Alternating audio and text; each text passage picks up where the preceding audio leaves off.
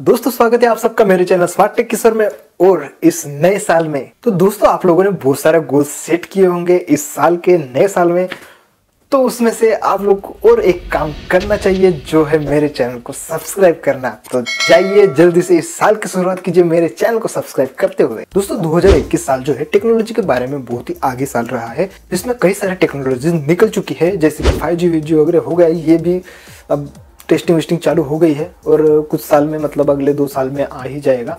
वैसे कई सारे ऐसे टेक्नोलॉजीज भी आई है जो बहुत ही इंटरेस्टिंग टेक्नोलॉजीज है और फ्यूचर टेक्नोलॉजीज है जो कि आपको फ्यूचर में देखने को मिलेंगी। ऐसी टेक्नोलॉजीज जिनसे दुनिया के लोगों का होश उड़ गया। बात करने वाले ऐसी 5 टेक्नोलॉजी के बारे में। तो अब तक अगर आपने मेरे चैनल को सब्सक्राइब नहीं किया तो सब्सक्राइब कर दीजिए, बेल नोटिफिकेशन ऑन कर दीजिए ताकि जल्दी से मेरे चैनल पे जो भी वीडियो आता है आपको मिल सके। Xiaomi कंपनी आपको पता ही है, एमआई की कंपनी जो कि स्मार्टफोन ब्रांड में टॉप 2 पे है। जी हाँ, अभी 1 नंबर पे तो आईफोन ही है, पता है सबको, क्योंकि आईफोन बहुत ज़्यादा दिखता है और उसके बारे में मैंने एक वीडियो बनाया था कि कौन से टॉप 5 मोबाइल बिके हैं अपने पूरी दुनिया में 2021 में। आईफोन के बाद दूसरा नंबर आता है Xiaomi का। तो ये सिर्फ आप लोगों को अब तक लगता होगा कि Xiaomi सिर्फ स्मार्टफोन या फिर कोई छोटे मोटे डिवाइस ही बनाती है, पर दोस्तों ऐसा नहीं है। Xiaomi बहुत बड़ी कंपनी है और वो अभी बहुत सारे फ्यूचर डेवलपमेंट पे ध्यान दे रही है। तो उसमें से ही है Xiaomi का CyberDog। कंपनी ने कंज्यूमर IoT प्लेटफॉर्म के भी डिवाइस बनाया है, AI डिवाइस भी बनाया है और इसमें भी ये कहीं ना कहीं टॉप पे बनी है। और इसका जो IoT प्लेटफॉर्म है इसमें करीब 351 मिलियन स्मार्ट डिवाइसेस कनेक्टेड है पूरी दुनिया भर में। CyberDog ये एक क्वाड्रपेड रोबोट है जो डॉग की तरह या एक इंसानी दिमाग की तरह बहुत सारे टास्क कर सकता है। तो ये CyberDog है वो एक ओपन सोर्स डॉग है और जो कि दुनिया भर में डेवलपर्स होते हैं वो इसको यूज करके इसका प्रोटोटाइप लेके इससे दूसरी कुछ चीजें भी बना सकते हैं। इसे अगर सीधी सीधी भाषा में बात करें तो जो खाली पीली इंजीनियर्स है, जो डेवलपर्स है और कुछ हटके करना चाहते हैं, तो इस रोबोट को लेके ये कुछ इसके साथ कलाकारी कर सकते हैं और कुछ नया प्रोडक्ट्स भी बना सकते हैं। तो ये CyberDog रिमोट कंट्रोल्ड है और वॉइस कंट्रोल भी है। Xiaomi के CyberDog में कई सारे सेंसर्स अवेलेबल है, जैसे कि कई कैमराज है, कई सारे माइक्रोफोन्स है, जिसे ये डॉग आसपास की चीजें को देखने के लिए, समझने के लिए और एक्टिविटी करने के लिए ही यूज करता है। CyberDog ये एक AI रोबोट है, तो ये इंसानों की तरह ही इसकी आंखों से, मतलब इसकी आंखों मतलब कैमरा है, तो कैमरे से कोई भी चीजें पहचान सकता है और जितने भी दुनिया में कितने भी चीजें हैं उसको ये पहचान सकता है। ये ट्री है, ये घर है, ये आदमी है, ये सब इसके माइंड में फिट है। ये 3.2 माइल्स पर सेकंड की स्पीड से चल सकता है और बहुत सारे कॉम्प्लिकेटेड टास्क कर सकता है जो साधारण इंसान नहीं कर सकता है, जैसे कि बैकफ्लिप। इसके दिमाग की बात करें तो इसमें एनवीडिया का जेटसन Xavier NX प्लेटफॉर्म लगा है, जो कि एक AI सुपर कंप्यूटर है जो कि एम्बेडेड और एज सिस्टम के साथ काम करता है। इसके हाथ पैर और दिमाग अच्छे से काम करने के लिए इसमें 11 प्रिसिजन सेंसर्स दिए गए हैं, जो कि इंस्टेंट फीडबैक प्रोवाइड करते हैं जब भी कोई मूवमेंट करनी पड़ती है। तो इसमें कैमरा है, टच सेंसर है, अल्ट्रासोनिक सेंसर है और GPS मॉड्यूल भी है, जो कि इसको मूवमेंट देने के लिए काम करते हैं, चीजों को एनालाइज करने के लिए काम करते हैं और इन्वायरमेंटल के साथ इंटरेक्ट करते हैं। इसमें ऑब्जेक्ट ट्रैकिंग है, स्लैम है, सेंटीमीटर स्केल ऑब्स्टेकल अवॉइडेंस है और नेविगेशन भी है। ये ऑब्स्टेकल को अवॉइड कर सकता है, इन्वायरमेंटल को स्कैन करके एनालाइज करके ऐसा कुछ मैप बना सकता है जिससे ये फिर चल सकता है। तो ये ह्यूमन पोस्चर भी चेक कर सकता है और फेस रिकॉग्नाइज भी कर सकता है। इसके जरिए ये आपके कमांड को फॉलो कर सकता है, आपको जो भी ओनर है इसका उसको फॉलो कर सकता है और इसे कोई वॉइस से या असिस्टेंट से भी कंट्रोल किया जा सकता है, वही स्मार्टफोन से या फिर कोई रिमोट से भी कंट्रोल किया जा सकता है। तो इसमें फर्दर डेवलपमेंट के लिए या फिर कोई भी सेंसर्स वगैरह अगर अलग से लगाना है तो 3 टाइप C पोर्ट दिए हैं और एक HDMI केबल भी दिया गया है, जिसके जरिए ये उनके कैमरा की मदद से जो उसके थोबड़े पे लगे हैं वो कैमरा में क्या क्या कैद हुआ है दिन भर, ये कहाँ गया, किस किस को मिला या क्या क्या एक्टिविटी की है, ये भी हम लोग HDMI के थ्रू इसका चेक कर सकते हैं। तो बहुत सारी खूबियां है इसमें और ये एक बोस्टन डायनामिक ने जैसे बनाया था एक रोबोटिक कुत्ता, उसी की तरह ये है एक Xiaomi का कुत्ता। तो दोस्तों अगर टेक्नोलॉजी की बात करें तो अभी इलोन मस्क भैया आए हैं चर्चा में, पर हर बार की तरह एप्पल हर साल कोई ना कोई गैजेट को लेकर चर्चा में रहता ही है।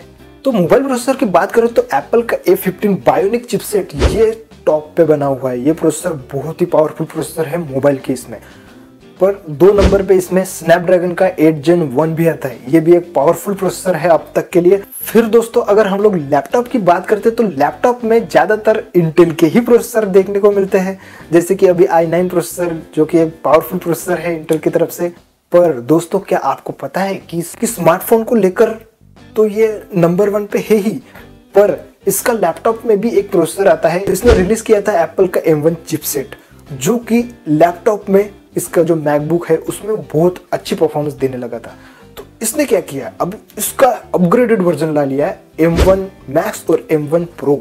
तो अगर हम लोग बात करते हैं कि लैपटॉप दुनिया में, तो इसने इन चिपसेट को लॉन्च करके एक क्रांति ला ली है, क्योंकि इसके ऊपर का चिपसेट आपको कहीं नहीं मिलेगा। तो ये बहुत ही बढ़िया और बहुत ही हाई लेवल के टास्क करने में सक्षम है, और ये है एप्पल के M1 Pro और M1 Max चिपसेट। इसमें आप लोगों को 10 कोर का CPU और 32 कोर का GPU मिल जाता है, जो कि अब तक सिर्फ 8 कोर का ही CPU बन पाया है। भाई अगर लैपटॉप में बात करते हैं तो हर जगह पे मतलब इंटेल का कोई भी प्रोसेसर है वहां पे आप लोगों को रैम 16 GB ही मिल पाएगी।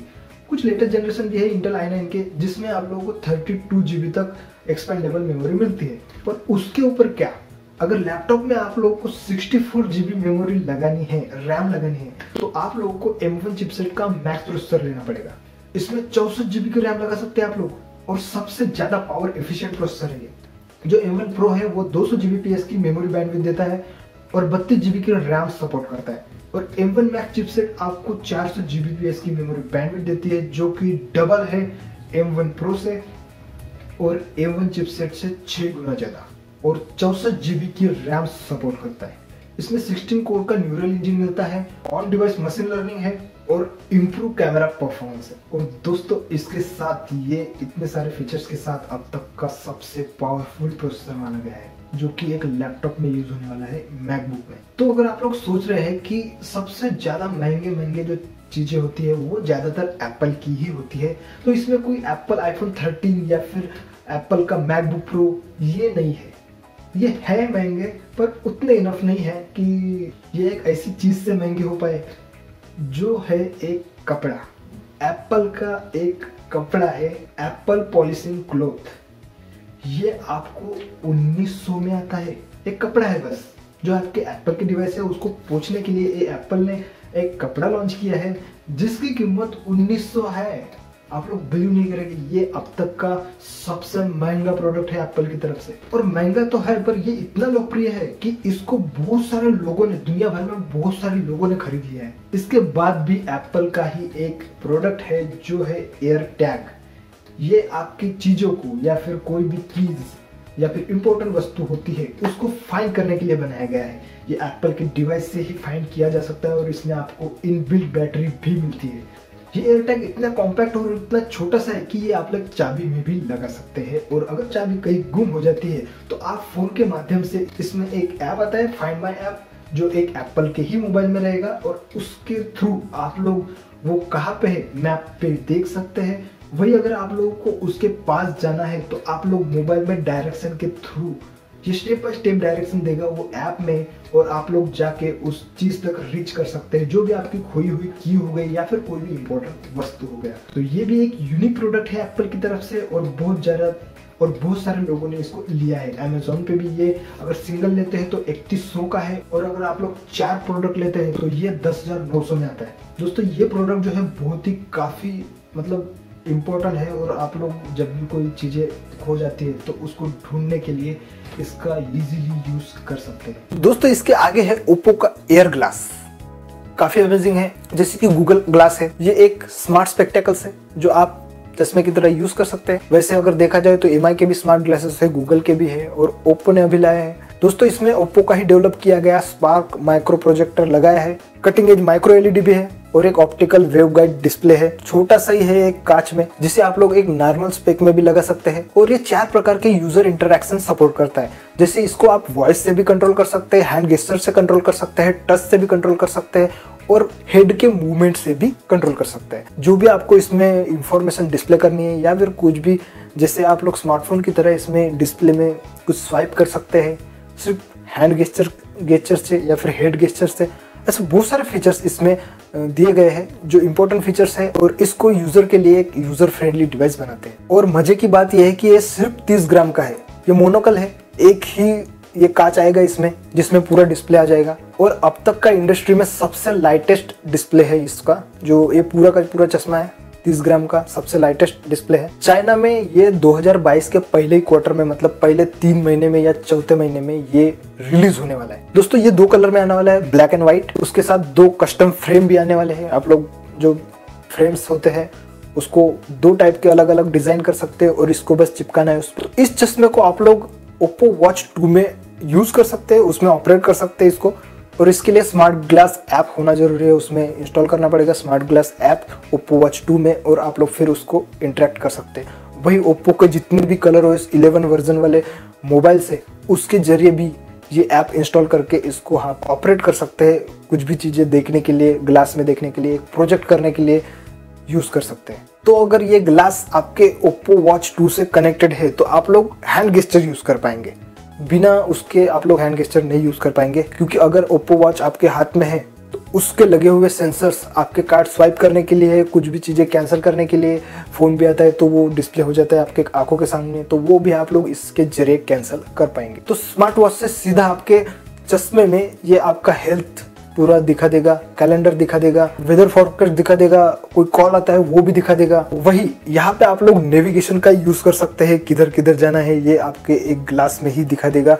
वही इसमें स्पेशल फीचर है ट्रांसलेशन का। तो अगर कोई आगे का बंदा कोई दूसरे लैंग्वेज में बात कर रहा है तो उसको खुद के लैंग्वेज में आप लोग लाइव ट्रांसलेट कर पाएंगे आंखों के सामने।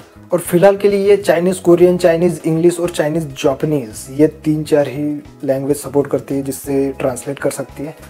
आगे में ऐसे बहुत सारे लैंग्वेज इसमें ऐड हो जाएंगे, पर ये दोस्तों अभी भी रिलीज नहीं हुए हैं। ये चाइना में ही है, चाइना में रिलीज होने वाली है। अपने भारत में या फिर ग्लोबली कब लॉन्च होती है इसका कोई भी पता नहीं है मुझे। दोस्तों ये स्मार्ट गैजेट्स आपको कैसे लगे, इसके रिलेटेड इंफॉर्मेशन आपको कैसी लगी बताना ना भूलिए। इस चैनल को सब्सक्राइब कर दीजिए ताकि ऐसे कुछ टेक्नोलॉजी वाले न्यूज़ या फिर इंटरेस्टिंग टेक्नोलॉजीज के वीडियोस मैं आपके लिए लेके आता हूँ। तो बेल नोटिफिकेशन भी ऑन कर दीजिए, और अगर आपको ये वीडियो अच्छा लगता है तो लाइक जरूर करके जाइए।